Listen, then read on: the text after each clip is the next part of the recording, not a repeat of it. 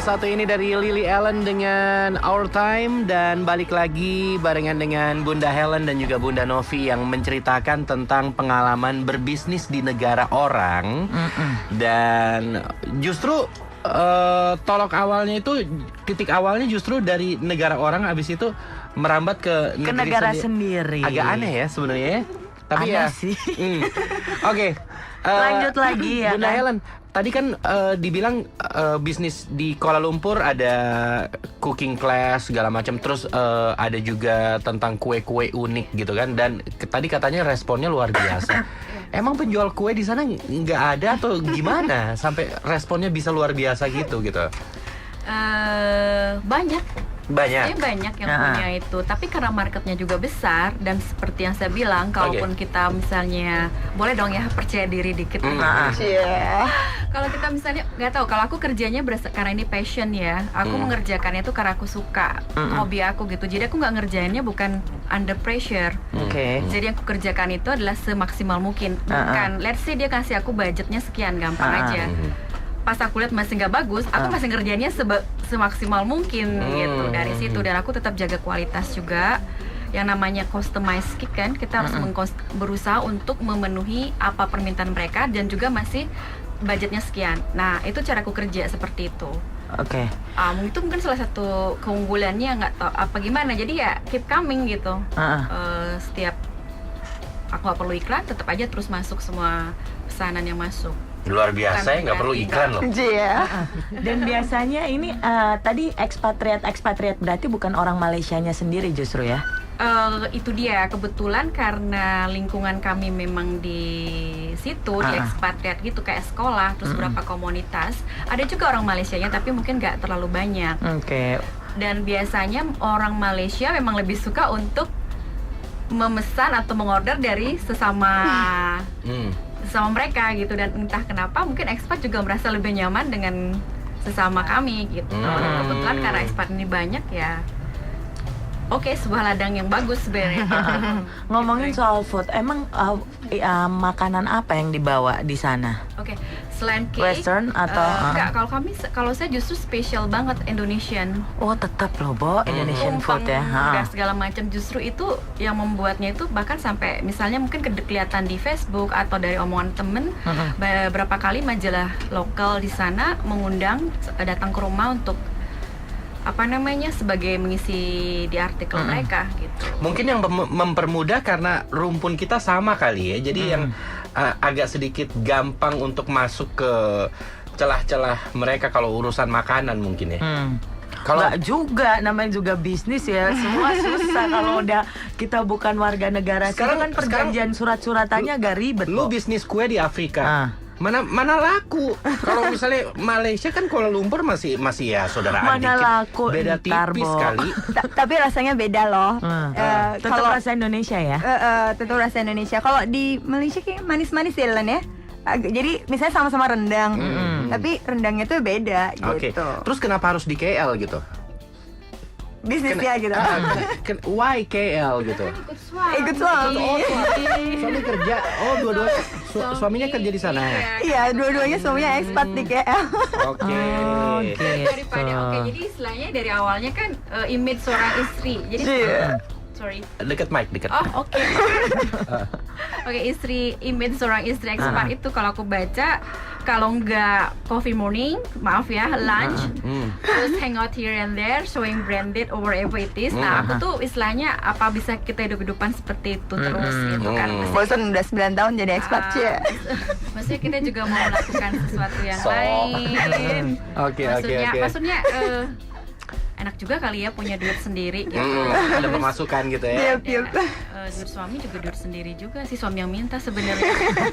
Nggak, maksudnya ada, pokoknya sayang juga kalau kita punya anak udah gede-gede kan, anak udah SMP segala macam, kenapa nggak aku manfaatin. Bunda Novi sendiri gimana tentang bisnisnya yang di KL, apa aja tuh, workshop buat ibu? Iya, jadi basically saya lebih ke bidang pendidikan, karena waktu itu saya sempat bekerja sebagai guru di Kuala Lumpur, di guru TK gitu. Terus saya tuh sering banget ngikutin workshop. Tapi di antara workshop itu saya belum pernah loh nemu ibu Indonesia yang ikutan workshop. Dari workshop mendongeng sampai workshop yang untuk pendidikan anak itu nggak ada gitu. Yang ikutan justru ibu-ibu KL. Justru ibu-ibu Malaysia yang orang Cina, orang Malaysia itu sendiri gitu, karena workshopnya itu berbahasa Inggris gitu.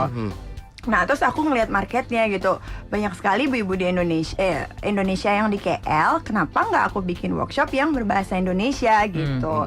Ya dari situ aku mulai ngadain workshop yang tentang pendidikan anak gitu, karena teman-teman ibu-ibu yang di KL ini, mereka itu di Indonesia itu dulu adalah wanita karir, meaning mereka itu lulusan sarjana, ada yang S2, ada yang 3, begitu ngikutin suami ke KL, mereka adalah ibu rumah tangga full. Terus kalau mau ikut kursus lagi misalnya untuk ngambil diploma pendidikan anak, itu kan mahal, sayang. Jadi mendingan aku yang belajar, aku training deh ibu-ibu, tinggal bayar berapa gitu. Gitu aja sih idenya. Terus punya daycare juga ya? Iya, dan di Jakarta aku buka bisnis, karena aku tuh sangat peduli sekali dengan pendidikan anak Indonesia. Kenapa ya? Oke, basically aku tuh udah 12 tahun ya meninggalkan Jakarta, dan sempet di UK itu aku 4 tahun. Aku ngambil pendidikan anak di sana juga, terus aku bekerja di sana juga, terus ke KL aku bekerja juga, terus ngambil kuliah juga gitu. Meaning aku ngeliat persaingan, maksudnya gini, anak-anak di sana itu baru 2-3 tahun itu bahasa udah Mandarin, Inggris, Malaysia. Terus ngelihat anak-anak Indonesia, maaf kalau dari middle class ke bawah, untuk bisa bahasa Inggris itu mereka sudah harus bayar berapa mahal gitu loh. Dan terus aku idealis sekali, aku bilang sama partner aku, yuk kita bikin sekolah yang berbahasa Inggris tapi affordable untuk ibu-ibu Indonesia yang menyekolahkan anaknya di situ gitu. Ini mestinya jadi Menteri Pendidikan ya. Kebetulan juga kabinet baru. Iya, ya Pak Jokowi tunjuk saya. Kebetulan ya kan, presiden yang sekarang yang lagi menang itu lagi mencari lagi bertanya-tanya 34 menteri siapa nih, dan dia juga menyerahkan ke rakyat juga, Bo. Merger aja sama Anies Baswedan gitu. Wah, kalau untuk Bunda Helen sendiri ini biasanya keseringan event-event apa di Kuala Lumpur kalau dapat orderan? Selain menerima kita pesanan dari cake customize, home catering dan segala macam untuk event party itu, kita juga buka kelas. Jadi kelas yang kita buka itu ya decoration juga, kemudian cooking. Nah, kebetulan tuh responnya bagus. Kemudian juga di satu lagi juga aku buka training, sebenarnya karena basic itu sebenarnya psikologi. Dan itu tuh masak itu hobi ya. Dan ini kalau psikologi ya memang kuliah gitu kan, emang basicnya di sana gitu. Jadi juga aku buka dari awal tuh ya seperti membuka kayak stress management, kemudian juga kayak empowerment, jadi memberdaya diri. Itu intinya itu gimana sebagai orang kalau misalnya stres, bagaimana dia memanage stresnya sehingga menjadi sesuatu yang berguna gitu. Kalau orangnya normal kayak kita, saya asumsi semuanya normal.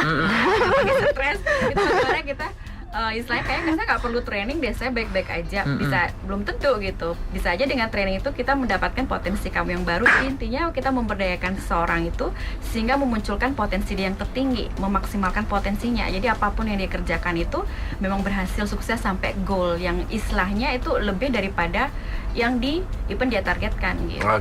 Ini banyak ya Bu, borongan Bu ya, mulai dari dekorasi cake sampai ke ngomongin soal psikologi. Jadi kalau ngomongin soal mengenai cake dan juga psikologi mungkin bisa dikatakan nyambung juga kali ya. Kalau misalkan kita stres, dan maksudnya stresnya kembali digunakan ke yang positif kan dengan kita mengerjakan dekorasi cake atau panjang banget ya Bu. Memasak itu terapi udah gitu aja. Idea ya. Masa kagak bisa masak Po. Heran deh. Saya lari ke memasak itu gara-gara stres. Kalau yang stres. Berarti kalau keahliannya memasak berarti suaminya beruntung banget ya. Beruntung. Justru nggak pernah dimasakin. Terus.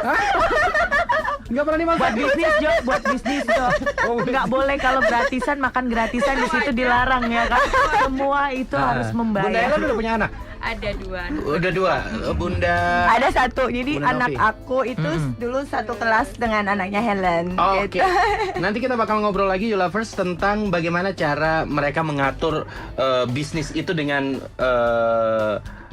mengatur rumah tangga. Oke, dan bisnisnya juga bukan di negara sendiri tapi di negara orang dan bisa jadi sukses.